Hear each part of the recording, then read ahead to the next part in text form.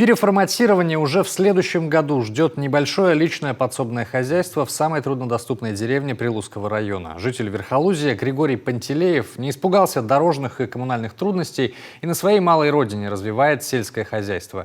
Причем очень успешно. Местное население всегда обеспечено свежей молочкой и мясом. И, конечно, он правая рука сельской администрации, ведь именно его техника работает и на благоустройстве деревни, где сегодня живет не больше 50 человек. Из Верхолузья Виктория Палкина.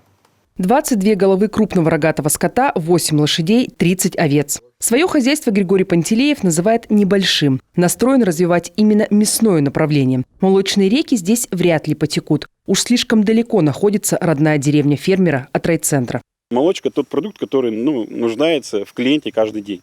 То есть немножко мы здесь продаем по местным бабушкам. В баночках мы продаем.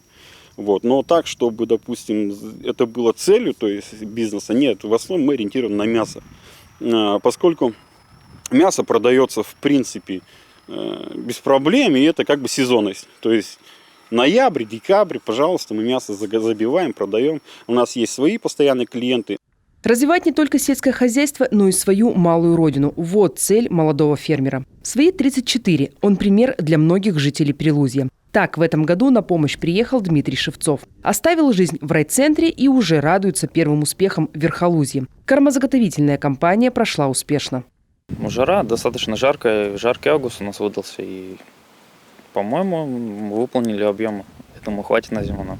Задумался фермер из Верхолузья еще и об агротуризме. Первый шаг уже сделали, подготовили водоем. Пока он служит как пожарный, но скоро на его берегах должны появиться гостевые дома. Выходной день провести, то есть досуг, то есть два гостевых дома, баня и какая-то такая примитивная рыбалочка, просто такой семейный отдых или корпоратив провести, компанию и так далее. Вот для этого в основном, в принципе, ориентировано будет. Экстрима и приключений будущим гостям хватит. Верхолузье относится к Ношулю и связывает населенные пункты 70-километровая дорога, большая часть которой – грунтовка. В межсезонье не всегда проезжая. Сама деревня – это живописные пейзажи на берегу Лузы и интересное аграрное прошлое.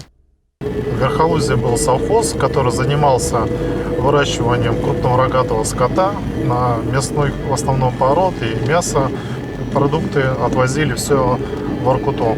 То есть для шахты Воркутинска как раз все заготавливали здесь и хранились.